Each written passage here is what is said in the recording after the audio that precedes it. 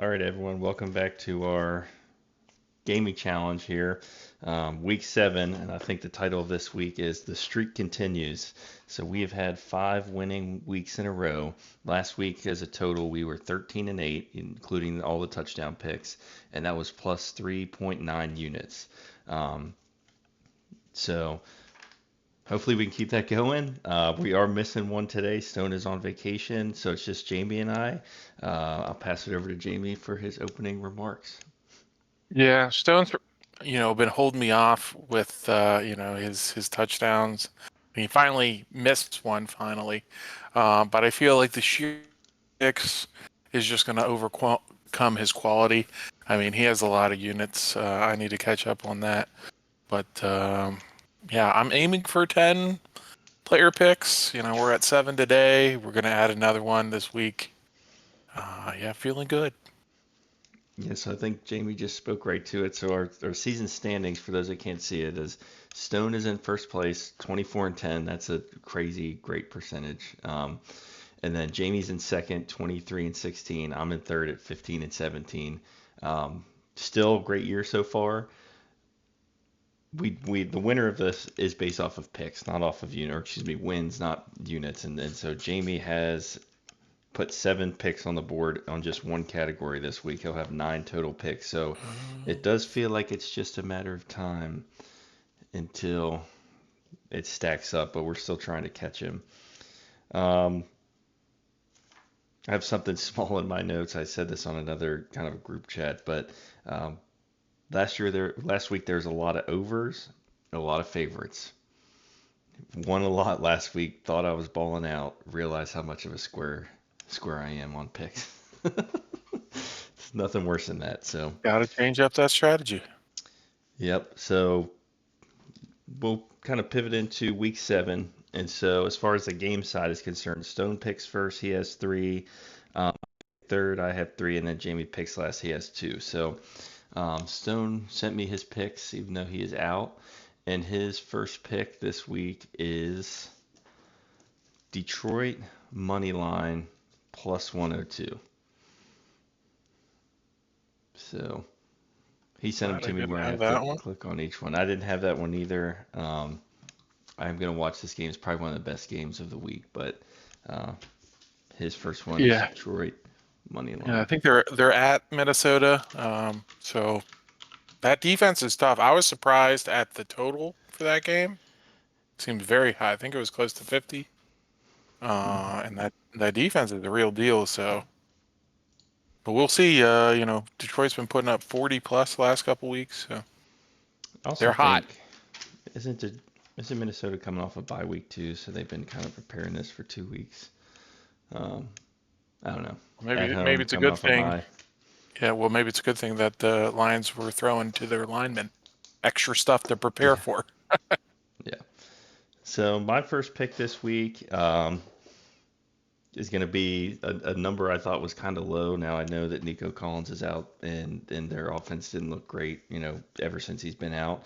But I just think the Houston Texans and Green Bay game goes over 48.5. Green Bay has no problem slinging it and scoring, and I think if Houston tries to keep up with that, this could get unhinged at some point. And 48.5, as far as overs is concerned, is not really even near the highest of the week or anything like that. So um, I'm going to take the 48.5.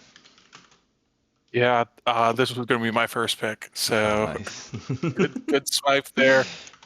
Yeah, I just feel like as a road dog like the Texans are, you're going to start slinging it, and Green Bay has been in a number of shootouts.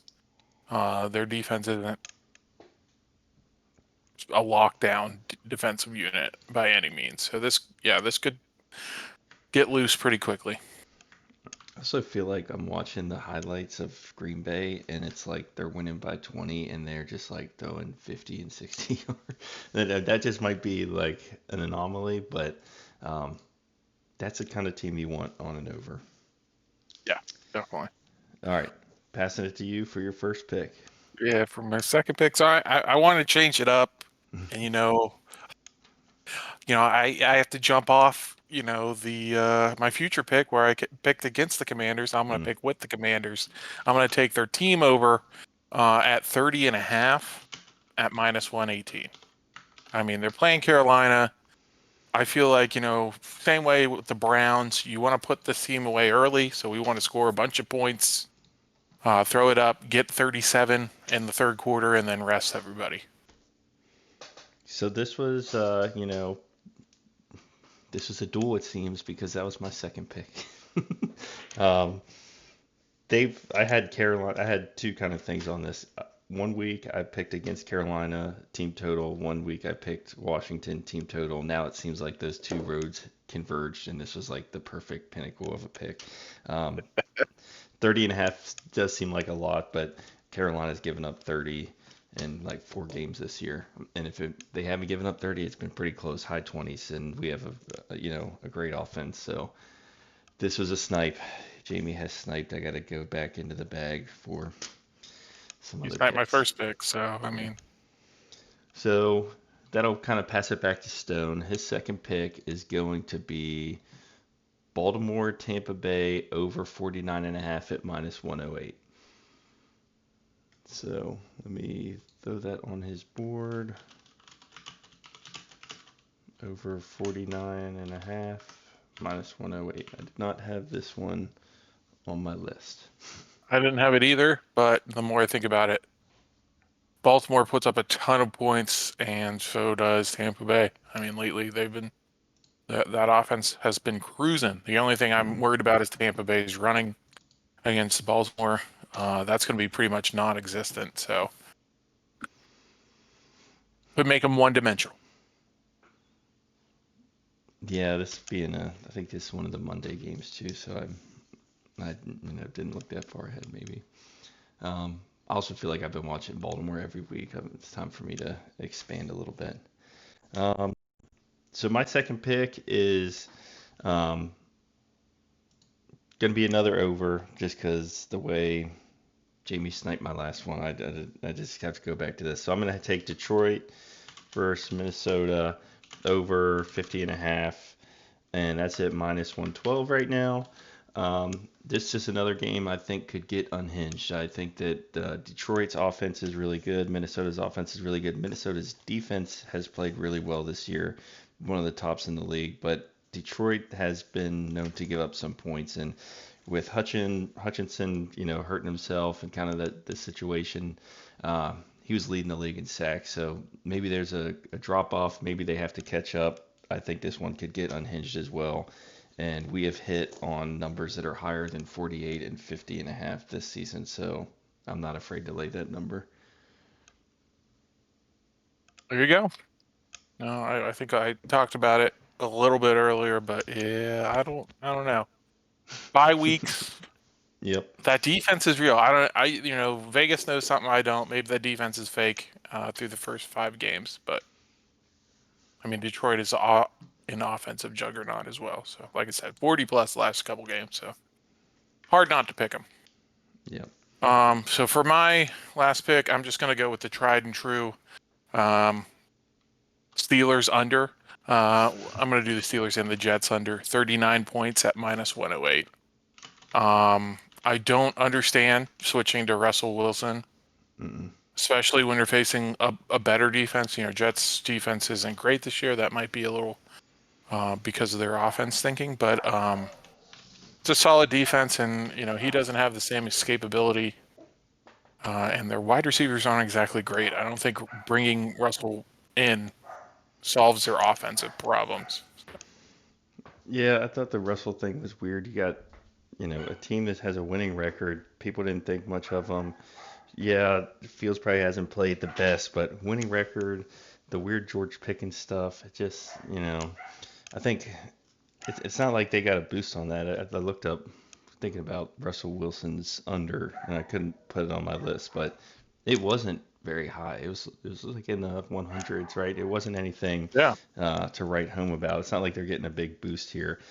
And his mobility, Fields avoids a lot of sacks, and anyway, think it's bad choice, but not to pick, but you know what I'm saying. Switching to him. Russell. So Stone has one more game pick this week. His third pick is Washington, Carolina over 51.5. So this kind of goes in hand with what Jamie was saying about the 30.5 on Washington team total. I know that ever since they moved quarterbacks away from Jordan Love, or not Jordan Love, Bryce Young, that Stone has liked. He picked the over on Carolina and the Bengals 2 weeks ago and hit that. So this seems like two teams he kind of sees scoring some points or capable of scoring some points. Yeah. I mean, for the first 3 quarters, Carolina puts up points. They put up rushing yards. They put up points, oddly enough. But then, it's just not nearly enough. Yeah, so that kind of brings it to me for my last pick, and this isn't one I was going to pick. I really didn't think anyone else was going to get a team total, and I was going to be able to get that Washington over 30.5. So I got to go back to a team that I've hit a team total on already this season, and I'm going to take Atlanta. Their team total was over 26.5 at -130. I could not lay that number on this podcast, so I'm going to push it up a point, take 27.5, and 27.5 is at +110. So 4 touchdowns and you get to 28. They've been scoring a lot, and I think it's possible that they hit this. It was my 4th pick, but It's definitely a game I looked at as far as the overs, the unders. The interesting game for sure. I want to see how that one plays out. Oh, yeah. So a couple of things that I had to go a little bit deeper in my notes. Seattle is coming from the West Coast, playing a 12 o'clock game on the East Coast, and they've given up over this number in the last 3 games. They haven't seemed formidable since their primetime game where they had that shootout. So Atlanta's hot. All right. So that's going to close us out on the game side. It seems like my dogs are freaking out. And that's going to take us to the player prop side. Now, the way we pick for who goes first is based off of units. That way everyone gets a chance to go. And for somehow Stone seems to be dominating that. So he's going to pick first. He has 4. Jamie has 7. And then I kind of by myself at 2 here. So his first pick on that is going to be Bijan Robinson over 64.5. So I'll put that. Sounds like you have some stats for this. Yeah, see, I need to get ahead of Stone because this is some horse crap. I'm going to be picking behind Mr. Let me steal the strategy. I'm gonna dog on him while he's not here. But yes, I had this on my board. Just to add a couple more stats for you. He has cleared this in 4 6 games. He's averaging 63 per contest. They're 3-point home favorites. Game flow should be positive. And the Seahawks have allowed 5.0 yards per carry, and they rank 28th in opponents' yards before contact, before rush this season. So, excellent pick, Stone. Tapping into the RBs, forcing me to do something else. I mean, it's good gamesmanship. I respect it, but taking the strategy. If he could just stop doing it, that'd be great. Well, when you get a winning week this week for the 6th or 7th consecutive week, then you'll get to pick first. I don't know how. He's got a great percentage. That's how. But I'm ready. Win for your pick. So my first pick, I'm gonna go with Chuba Hubbard. Over 71.5 rushing yards, -115. This is the guy I've been on the podcast. He's my lone exception to a running back on a bad team. He's had 92, 97, 104, and 114 rushing yards in his last 4 games. Washington's rush defense is 21st, and we don't have Jonathan Allen this week. So should be ample running room for Chuba.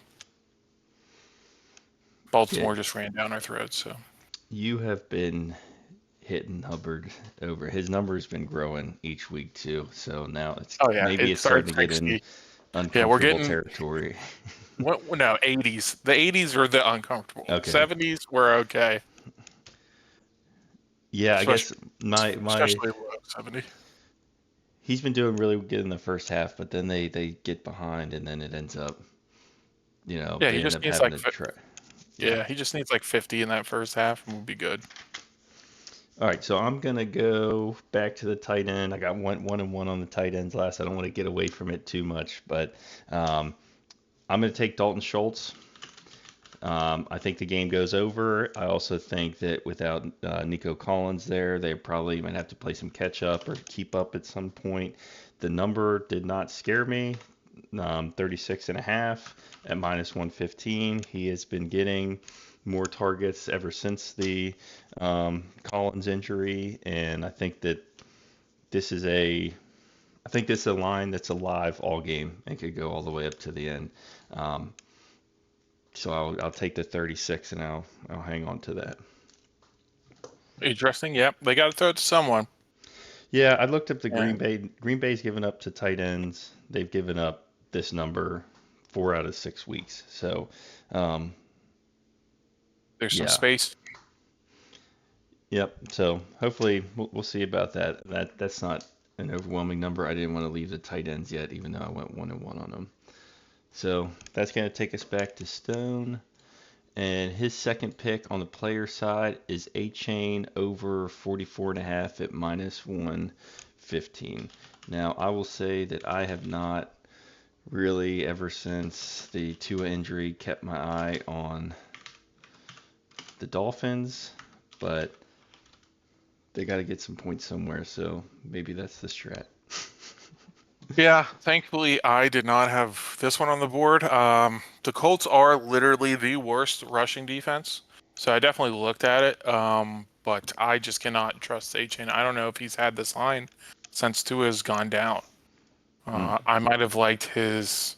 I think I looked at his rushing plus receiving it was around 70, and that seemed high as well. So it's tough to bet. I hope for my fantasy team's sake, because I have Achane, that this bye week they just had allowed Huntley to get into the offense and they can get some running and they get some passing going because he's supposed to be an offensive genius, the coach, but we'll see. Hmm. That was one I was just afraid to take. So thank you, Right. Stone, for not grabbing another one of my running backs. But oddly enough, I'm gonna switch it up. Okay, we're All right. doing things a little bit differently this week. My next pick, I'm gonna go with Brock Bowers. You talked about tight Hmm. ends. Over 61.5 receiving yards. It's a little chalky at minus 120. He's had 10 catches for 71 yards, 8 catches for 97 yards the last 2 games. The Rams are dead last against tight ends, giving up a 91% catch rate and 12 yards per catch. Mm. So 5 catches, he should be there. He has become their number one target. I mean, that's easy to say with Devontae Adams not playing and then being traded, but um, they Jacoby drafted. also might be hurt too, so he might be like literally their only target. Yeah. Oh, they're trying to trade him one or the other. There's some weird stuff going on out there. Um, okay, so I think I'm next. Um, and I'm just torn. And I thought Stone would take one of these from me, and now I'm kind of torn. But I'm gonna give some love to one of our Commanders guys and try to hit this back up with that vibe we had last week from Ertz. It's not Ertz. It's actually Noah Brown, and he seemed to become the number two. He has a high catch rating. There's not a lot of targets that he gets that he doesn't actually come up with. I mean, that helps when the quarterback's incredibly accurate, like Daniels has been. But his line this week is 35 and a half at minus 115. I think if they get to 30, that was kind of the play on this. I think they get to 30, and I think if they do, he is gonna get 4, 5, 6 targets, probably the equal amount of receptions, and 35 and a half to get to 36 is something that I think is doable. I will say as a disclaimer that seems like when I pick a Commanders wide receiver, they put up an absolute goose egg. Oh my God! but Did you pick but McCaffrey? I mean, yeah, my God.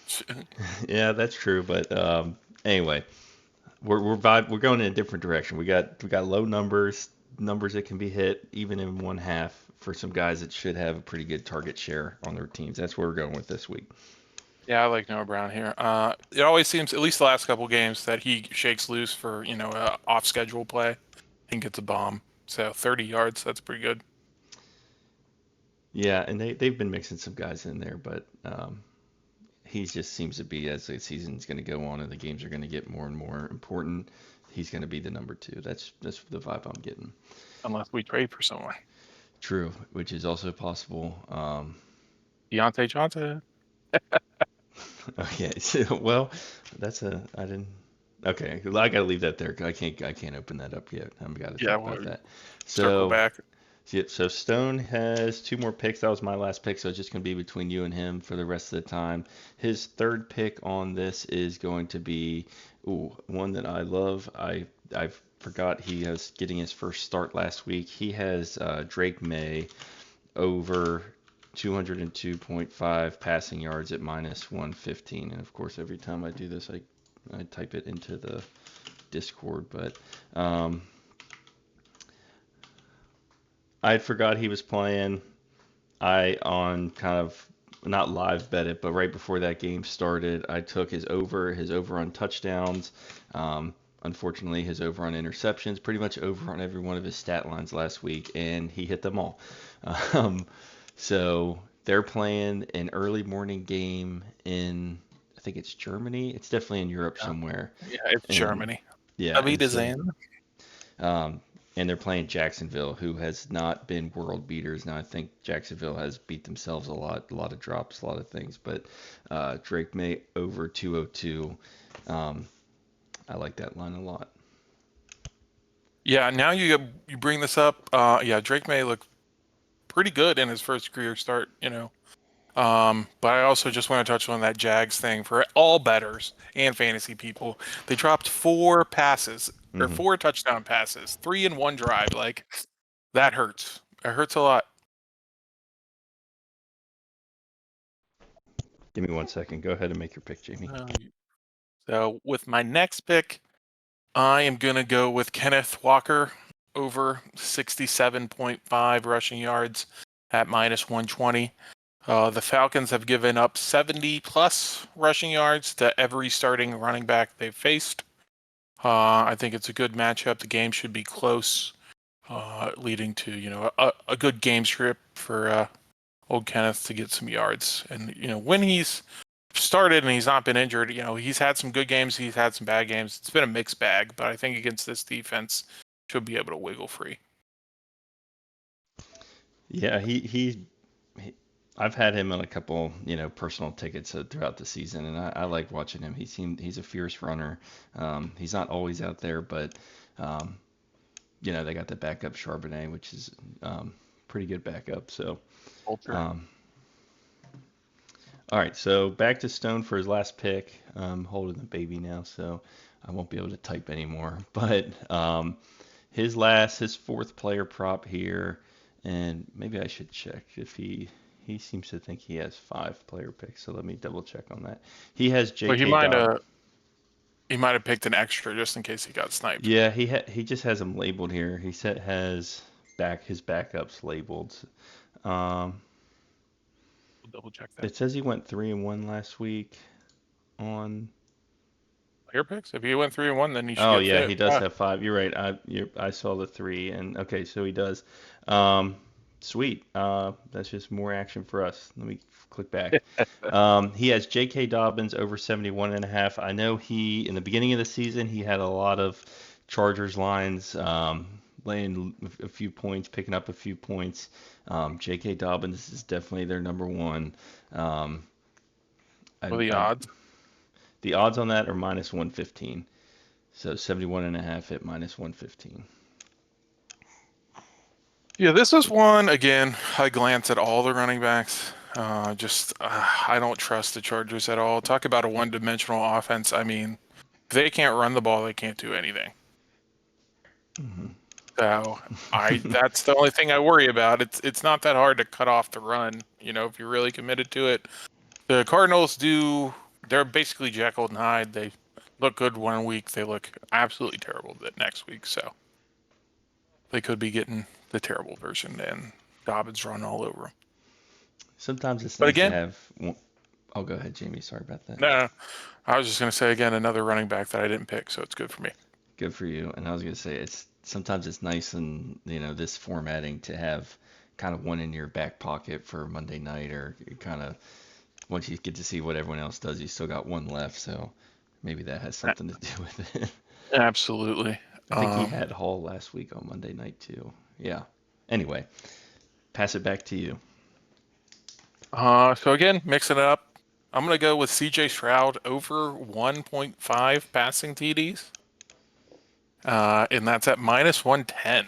I thought that this was excellent odds for 2 passing touchdowns for a game that has a pretty high over under. Just to add to this, the Packers have only allowed 3 rushing TDs compared to double-digit passing TDs this year. So. I'm gonna have to hold on. Let me circle something now that has settled it for me. Okay, got it. All right, and then the last one for Stone, because I made a mistake. He has 5 this week. Is a guy he's been riding with all week, that he's been all week, all season, and that is Thomas Jr. So Brian Thomas Jr. from Jacksonville over 54.5 at minus 115. Didn't have a lot of target share last week in England, but he has hit this number a couple times, and I actually think it's been kind of hovering around this low 50s number. He has caught in some deep ones as well. A guy that could hit this in kind of one play, which 50 is maybe unreasonable for that, but he has done it a couple times. One of the many good rookie wide receivers, and so he is riding with that. Looks like he'll be spending a lot of time watching that game tomorrow morning with those 2 picks right there. I'm a little surprised. I mean, I know this is his ride or die, but talk about one of the guys that dropped a touchdown pass last week, and it wasn't one that was in traffic or anything. Like, he was open. So I feel like he should be in the doghouse a little bit for that. But I guess everybody on that offense dropped a touchdown pass, so can't put everyone in there. They dropped touchdown passes. They fumbled a ton. I have the worst fantasy season of all time right now. I don't even want to talk about it on the podcast, but I had a lot of guys last week that did put the ball that didn't played one snap. Anyway, Butterfinger. Yeah, Right. I think an ETN's one of them. But anyway, so that was his 5th pick. Pass it back to you for what should be your 5th pick, and then you can kind of rattle off 5, 6, and 7 from there, because the rest of us 3 are picks out in of a row. picks. Yep. Okay. So, I'm just going to go with a person that is just should be getting yardage because of opportunity. Juju Smith-Schuster over 41.5 receiving yards at minus 115. My good odds, low yardage. He had 130 last week. Mahomes has to throw to someone. I understand Kelsey's there, but 40. I mean, he is the slot guy, and with defenses nowadays, those are the guys that get free because instead of running the ball, they're perfectly happy throwing a 5-yard pass, and Juju can have 10 of those for all I care to get up to this 40-yard mark. Yeah, and I think I said this last week. The Chiefs are in my graveyard. I have not been able to get a read on the Chiefs. It seems like right when I think one guy's gonna boom, it was Christian Watson, and all of a sudden Juju crushed this line last week. So, yep, that's all right. That's pick number 5. So next one, I'm gonna go with back to my running backs. Tony Pollard over 66.5 rushing yards at minus 120. Tajay Spears is out. Pollard has had 80 plus in the last 2 games, and the Bills just gave up 113 to a bad Jets run defense. So, get something going. I think the pod knows that I hate Will Levis, so or I mean, whoever they throw in there. Mason Rudolph. They're going to have to lean on running the ball. So This give me is the yardage. another not to, now that we're got a lot of picks. I was on the Spears side of the Tennessee for fantasy. I have him in every league, and there's another one that's an absolute dud for me. I also had Keon Coleman, but anyway, we'll leave it at that. All right, last pick.